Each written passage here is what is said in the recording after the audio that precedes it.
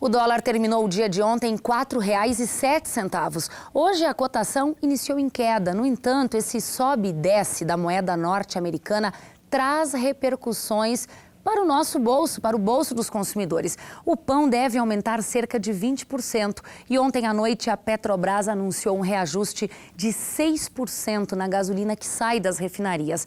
Bom, para a gente entender melhor por que o preço do dólar repercute tanto no nosso dia a dia, nós convidamos o economista, doutor em sociologia, professor aqui da Universidade, Ginês de Campos. Professor, seja bem-vindo, apesar das perspectivas não serem muito boas. A gente quer começar entendendo, professor, como esse aumento do dólar interfere tanto no nosso dia a dia? Bom, em primeiro lugar, é importante entender que há uma relação entre taxa de câmbio e inflação, né?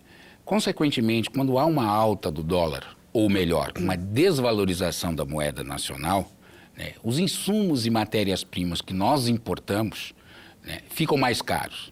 Consequentemente, isso repercute nos custos de produção das empresas.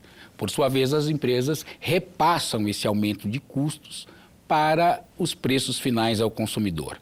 É o que os economistas chamam na literatura econômica de inflação de custos. Este é o diagnóstico da atual inflação brasileira. Nós temos hoje uma inflação de custos por conta do aumento de custos de produção.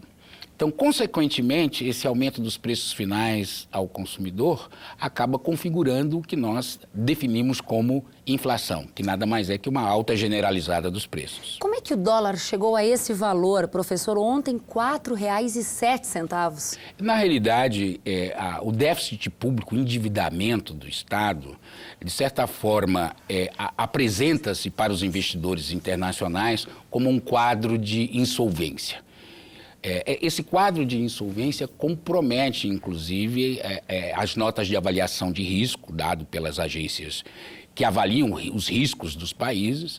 Consequentemente, esse quadro de insolvência gera incertezas e uma certa insegurança para os investidores internacionais. Ou seja, eles ficam inseguros em investir aqui. Perfeitamente. Consequentemente, ocorre saída de dólares do país, o que nós definimos, né, como fuga de capitais.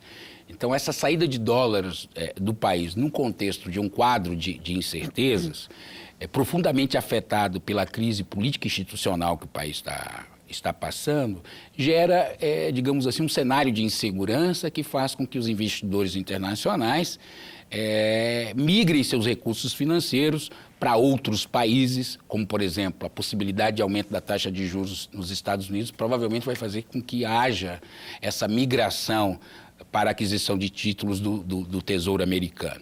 Então, essa fuga de capitais faz com que haja uma desvalorização da moeda nacional em relação ao dólar, ou o que comumente nós definimos aí em linguagem mais popular como alta do dólar. Professor, dá para prever o comportamento do dólar até o final do ano? Olha, os analistas econômicos, considerando o quadro de crise política e institucional que nós estamos vivenciando hoje, por conta até do debate em torno do ajuste fiscal, alguns já apontam a possibilidade de nós fecharmos o ano com 4,30 ou 4,50. Isso numa perspectiva um pouquinho mais otimista. Numa perspectiva mais pessimista, caso se agrave a crise política e institucional, possamos fechar o ano, inclusive, com a possibilidade em torno de R$ 5,00, a cotação do dólar. Há uma possibilidade, uma previsão, melhor dizendo, professor, da situação contrária, do dólar começar a cair? Ou ainda não é possível prever isso?